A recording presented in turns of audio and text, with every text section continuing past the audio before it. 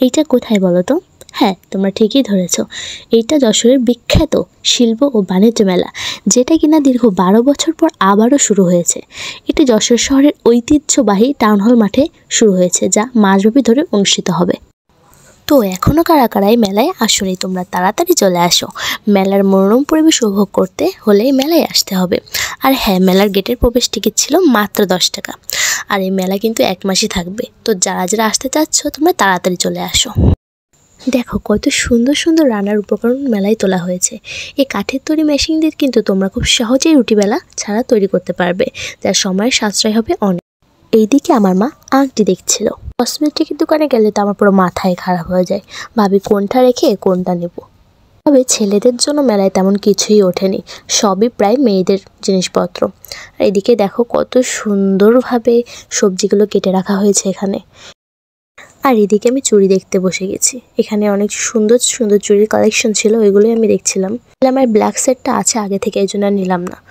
এখন আমি ওইদিকে যে একটু অন্যরকম ডিজাইনের চুড়ি দেখার জন্য গেছিলাম। তো এখন আমি চুড়ি দেখব। এখানে একদম আমার ড্রেসের কালার ম্যাচিংয়ের সাথে একটা চুড়ি পেয়েছিলাম, এটা আমার খুবই পছন্দ হয়েছিল। একদম সেম টু সেম আমার ড্রেসের কালারের সাথে ম্যাচ হয়ে গিয়েছিলো এই চুড়িটা। মেলার ভিতরে এই দোকানটা তো আমার সব থেকে বেশি পছন্দ হয়েছিল, কারণ এখানে ছিল ঘর সাজানোর সব জিনিসপত্র। তোমরা যারা যারা ঘর সাজাতে খুব পছন্দ করো তারা এই দোকানটায় ভিজিট করবে অবশ্যই। এখানে ছিল আর্টিফিশিয়াল ট্রি, তারপরে চড়ুই পাখির বাসা, আরও অনেক কিছু, যা দিয়ে তুমি ঘর ডেকোরেশন করলে ঘরটা একটা অন্যরকমই লুক চলে আসবে। আর এখানে পাওয়া যাচ্ছিলো প্লাস্টিকের সাজ, যা দিয়ে তুমি মোমো, তারপরে পিঠা আর অনেক কিছু ডিজাইন করে বানাতে পারবে, যেটি দেখতে খুবই সুন্দর লাগবে।